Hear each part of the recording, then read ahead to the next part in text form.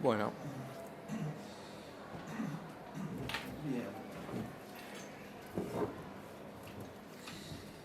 Muy contento antes que nada por poder estar acá. Agradecerle a los organizadores, Natacha, bueno acá la compañera también. Y sí, esta ponencia se llama Huellas del Teatro del Absurdo en Argentina, rasgos comparados y evolución.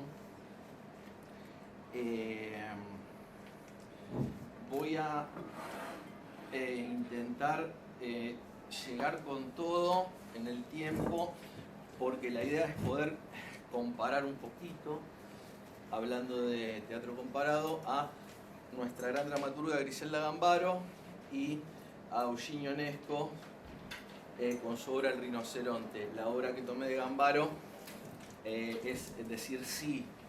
Así que bueno, espero llegar por lo menos con Gambaro y haciendo un pantallazo por arriba de lo que fue el absurdo acá en Argentina, ¿no? Y previo a eso, haciendo un pantallazo descriptivo de lo que es el teatro del absurdo. El teatro emergente, la neovanguardia. El teatro del absurdo es una de las principales tendencias vanguardistas del comienzo del siglo XX, que renovaron la expresión teatral cuestionando la representación realista tradicional, ¿no? La Argentina, la vanguardia teatral europea encontró su momento más importante a partir de los años 50 del pasado siglo. El teatro convencional y realista carecía ya de ideas nuevas y de dramaturgos creativos. La Segunda Guerra Mundial, que había dejado el triste balance de 96 millones de muertos y países enteros arrasados, había supuesto el reconocimiento de que la humanidad había hecho importantísimos avances técnicos y científicos, pero que no había logrado solucionar los problemas que atañían a su propia naturaleza. No solo no habían encontrado solución, sino que se habían manifestado con la mayor violencia y crudeza en las guerras. La propia lógica del sistema había hecho caer a los seres humanos en lo ilógico y lo racional. En ese momento la desconfianza en la razón y en la lógica social fue recogida por el llamado teatro del absurdo. El teatro del absurdo es un término que abarca un conjunto de obras escritas por ciertos dramaturgos estadounidenses y europeos en los años 40, 50 y 60 del siglo pasado, y en general el estilo teatral que surgió a partir de la obra de aquellos. Se caracteriza por tramas que parecen carecer de significado, diálogos repetitivos y falta de secuencia dramática que a menudo crean una atmósfera onírica. El teatro del absurdo tiene fuertes rasgos existencialistas y cuestiona a la sociedad y al hombre a través del humor. Quien acuña por primera vez el término teatro del absurdo es Martin Sling, en su libro Theatre of the Absurd de 1961, donde asienta las bases de una nueva teoría del teatro de neovanguardia con sus respectivos iniciadores. Eugenio Onesco, con la obra La cantante calva del año 1950, y Samuel Beckett con Esperando a Godot del año 1952. Sling define al teatro del absurdo a partir de su peculiaridad a nivel de intriga y efecto. El teatro del absurdo, abro cita de Sling, el teatro del absurdo, sin embargo, no procede con conceptos intelectuales, sino con imágenes poéticas. No expone un problema intelectual ni da ninguna solución clara que sea reducible a una lección o a una norma ética. Muchas de las obras del teatro del absurdo tienen una estructura circular, acabando exactamente igual a cómo empezaron. Otras progresan a través de una intensificación creciente de la situación inicial. Esto es muy común en Ionesco.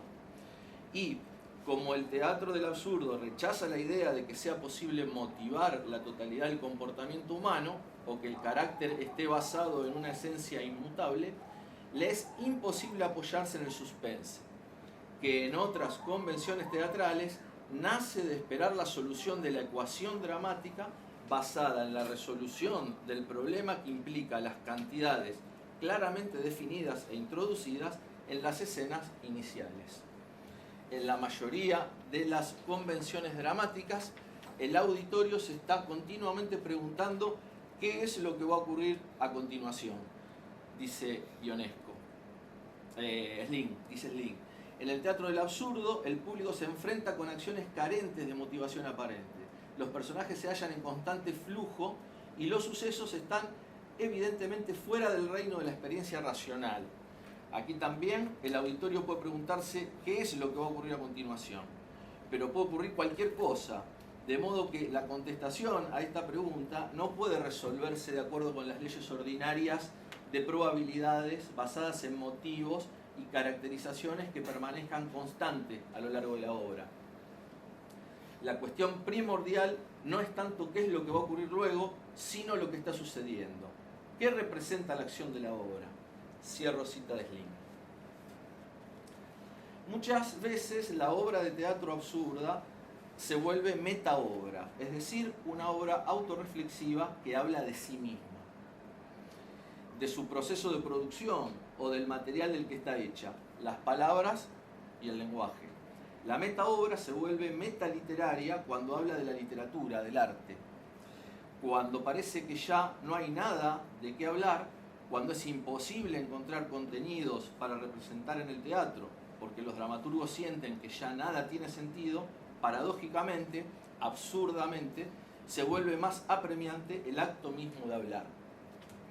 El mismo Beckett lo resumía así, abro cita: no hay nada para expresar, nada con qué expresar, ninguna posibilidad de expresar, junto con la obligación de expresar. Cierro cita. Por otra parte, la obra de teatro absurda es una antiobra, es decir, una obra que viola todos los fundamentos, la estructura y los procedimientos característicos de una obra tradicional, de una obra canónica. La obra absurda es antiobra en la medida en que es antirrealista, o sea, que transgrede todos los principios del realismo. Insistimos, el teatro absurdo niega, contradice, anula todos los efectos de realismo en cada uno de los 6 niveles en los que puede manifestarse. Acá sí son 6 niveles que pude agrupar por ponerle un número, podrían ser más. Voy para hacer una caracterización, relatar los 3 primeros, después avanzamos y si sigo sobre el final los termino. A continuación explicamos los 6 niveles en los que se observan los efectos de realismo en el realismo canónico, para pensar cómo una antiobra absurda se opone a cada uno de ellos. El primer efecto entre la obra realista y la obra absurda es el efecto de realismo sensorial, ¿no es cierto? El mundo poético debe ser percibido por los 5 sentidos en el teatro realista. Se busca lograr una imagen escénica realista, se habla de verdad escénica, o sea, del funcionamiento de la escena idéntico al de la vida real. El teatro del absurdo no produce efecto de realismo sensorial. La información multisensorial que nos brinda la escena es antirrealista. No imita la percepción de lo real. El decorado en general está despojado o es minimalista. El segundo efecto es el efecto de realismo narrativo, ¿no?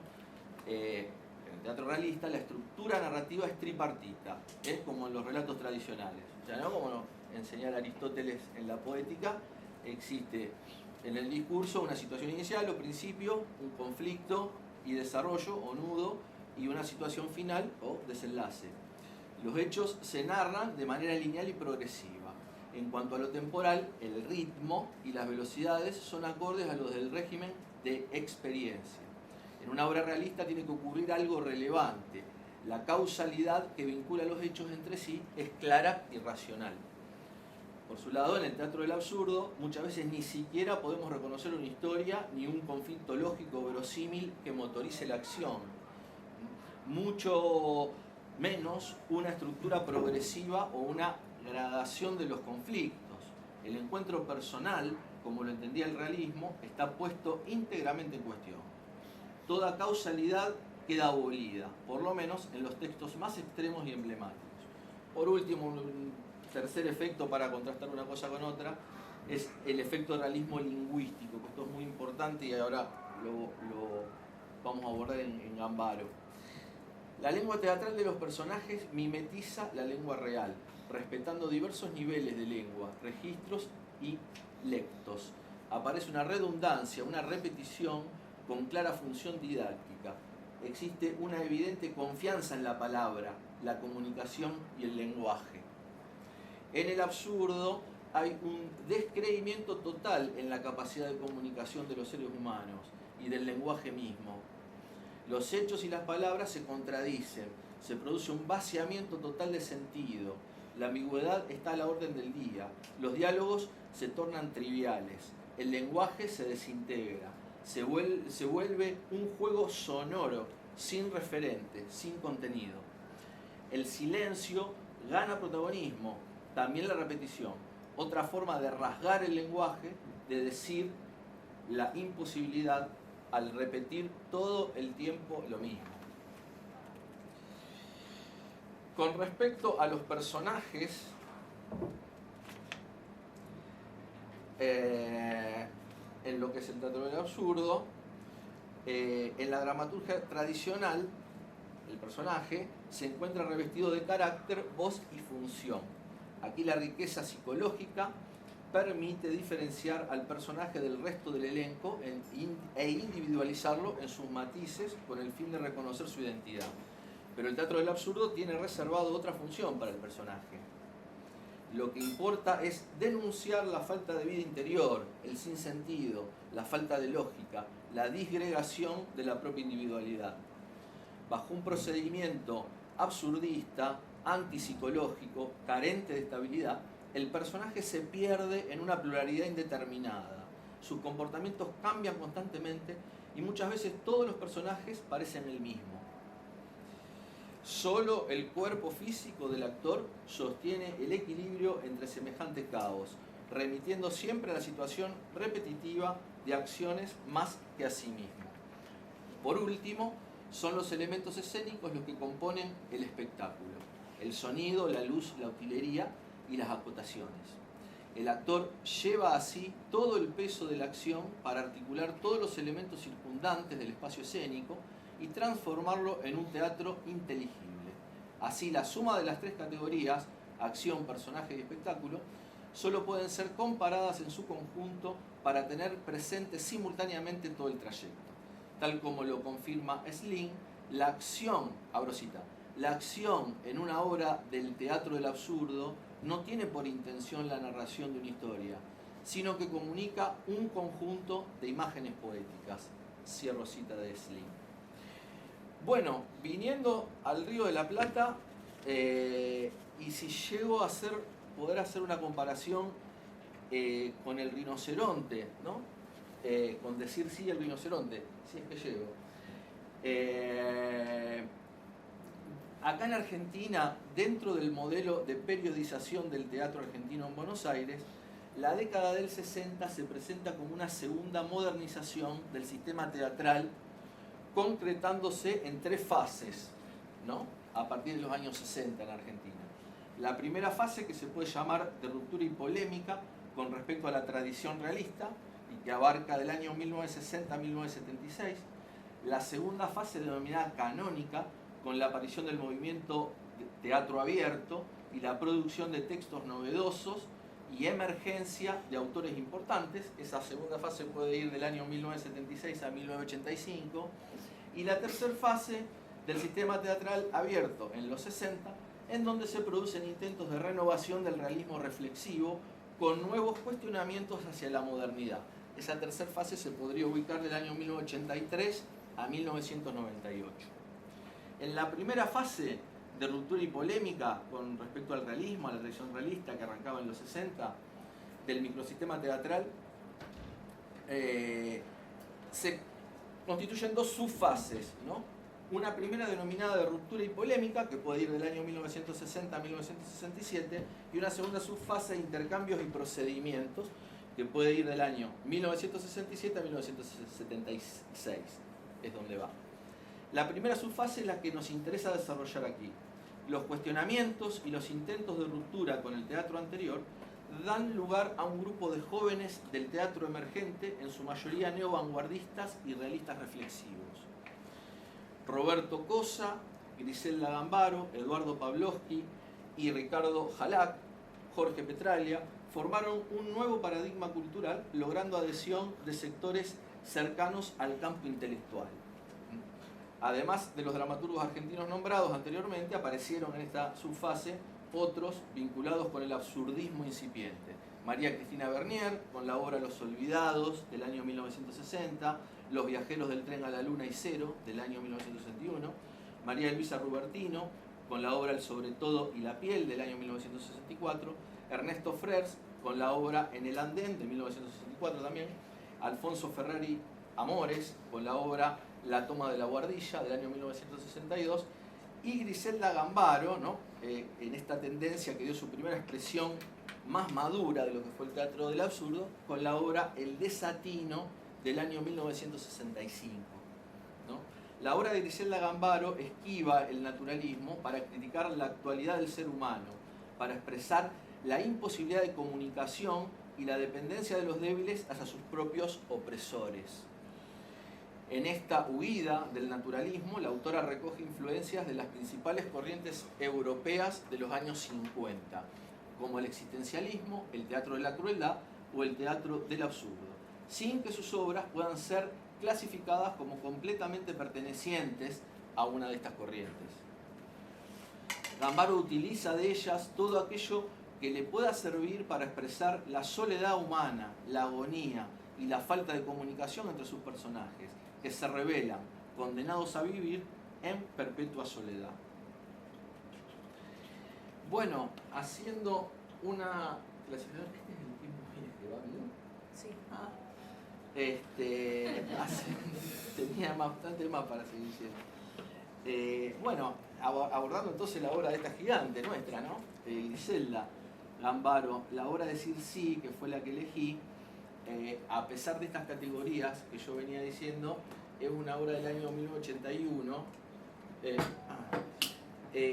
y se estrenó el mismo año en que ella la escribió, en el 81, y realmente la elegí porque es una gran metáfora a la dictadura militar y a la opresión sobre los pueblos y cómo se toma con naturalidad y se incorpora también a propósito del rinoceronte, con 22 años de diferencia entre una obra y otra. El rinoceronte de Ionesco es del 1959, Gambaro con Decir sí en el 81, y bueno, la vigencia actual, ¿no es cierto?, en estos tiempos electorales de las nuevas ultraderechas y derechas, con los programas de gobierno que proponen totalmente opresivos, ¿no es cierto?, y pisoteadores de derechos y demás. Digo, la vigencia, ¿no?, de lo que estos titanes han criticado, ¿no? Decir sí es una obra dramática o pieza breve escrita por Griselda Gambaro, que se estrenó en el contexto de teatro abierto en el mismo año de su creación, 1981. La obra toma forma en una peluquería y tiene dos personajes que son el peluquero y el cliente, que es un hombre que asiste a la peluquería. Se enfoca en el tema de la relación del dominador y el dominado. La trama de la obra trata sobre un peluquero que hojea una revista mientras espera que llegue su último cliente del día. Una vez que el cliente llega, el hombre espera que el peluquero lo atienda. Sin embargo, el peluquero actúa indiferente hacia el hombre. La reacción del peluquero ante la llegada del hombre refleja la falta de necesidad de clientela en la tal peluquería. El hombre complace, es el que nunca manda ni pide, el que jamás tiene razón, y hasta le corta el cabello el cliente, el hombre, al propio peluquero. Cuando el peluquero finalmente invita al hombre a sentarse, sin usar ni una sola palabra, lo termina matando. Al final el peluquero se quita la peluca que lleva y la arroja en la cabeza del cliente muerto. Bueno, en cuanto a los temas de la obra, son tres fundamentales, ¿no es cierto? La pueden buscar en YouTube, hay varias representaciones, dura 45 minutos, pero es una obra con muy poco texto. Nunca se dice la palabra sí, por eso lo irónico de Gambaro, que la caracteriza tanto, y con el título de la obra, decir sí. Y esta cuestión sometida de sometimiento aceptado y alienación incorporada que tiene el cliente hacia el peluquero. Los temas. El primer tema principal, la peluquería como espacio familiar. La obra toma lugar en una peluquería común y corriente. Esto hace que el espectador se relacione con ella de manera más fácil. El peluquero sirve como la peluquería sirve como un espacio cerrado donde el hombre cliente solo tiene dos opciones: irse o quedarse en la peluquería. El hombre se queda para seguir las órdenes del peluquero sin saber que esto le causará la muerte. La peluquería es un espacio tan familiar que cualquier persona se puede identificar con ella. Sin embargo, esta peluquería también sirve como símbolo de las pocas opciones que le queda a la mayoría de la gente ante el gobierno. La opresión del gobierno es omnipresente, alcanzando los espacios comunes y corrientes, como representa la peluquería. El segundo tema, pivote de esta obra, son los roles invertidos, ¿no? El peluquero rehúsa servir al cliente. En vez de ser él el que le corte el pelo al cliente, el peluquero hace que el hombre sea el que lo atienda a él. Lo trata con tal indiferencia que hace que el hombre no tenga otra reacción más que seguir sus órdenes. El peluquero ordena y el hombre hace, obedece. La obra sirve de ejemplo de cómo los gobiernos tratan a la gente. El gobierno está para servir a las poblaciones, pero muchas veces las poblaciones terminan trabajando para el gobierno, quieran o no. Sin importar lo que la gente piense, el gobierno ordena y la gente en muchos casos debe seguir sus órdenes. El tercer eje temático es la reacción dominador-dominado, ¿no? El peluquero domina al hombre sin decir muchas palabras. Sus acciones e imagen corporal son sus armas silenciosas. Su imagen corporal hace que el hombre cumpla sus deseos sin mucho esfuerzo. El peluquero nunca le pregunta al hombre si él desea cortarle el pelo o la barba, solo le ordena hacerlo. La palabra sí no se oye. En varias ocasiones el hombre dice no, pero el peluquero lo mira detenidamente y el hombre dice de acuerdo, o está bien. Nunca dice un sí. El título, bueno, lo que decía antes, el significado del título, decir sí, en la obra es irónico. Por parte del hombre la palabra sí no se oye en toda la obra. Las acciones de los personajes reflejan que no importa si las personas están dispuestas a hacer lo que se les ordena, al final la gente siempre hace lo que las autoridades deciden. Gambaro problematiza la actitud sumisa que demuestra la mayoría de la gente frente al poder del gobierno. El simbolismo de la obra, en cuanto al simbolismo, decir sí, fue escrita durante los tiempos de la dictadura militar en Argentina, 1981. Al usar la peluquería, Gambaro logra que los espectadores se puedan identificar con su historia. Por esa razón, simboliza la relación entre el gobierno y el pueblo. El pueblo, como el hombre, es joven e indefenso, y por eso siente que no tiene otra opción más que seguir las órdenes del gobierno. El gobierno sabe que puede ordenar lo que sea, y el pueblo lo va a seguir, quieran o no, y sin poder cuestionarlas. ¿Puedo seguir? Pues tenemos que un par de personas Pero, más. bueno, por ahora. La verdad que queda para otra oportunidad y bueno, Ok. con mucho gusto de haberles transmitido esto. Gracias. Bueno, seguimos entonces con Mateus Avero de la Universidad de Sao Paulo.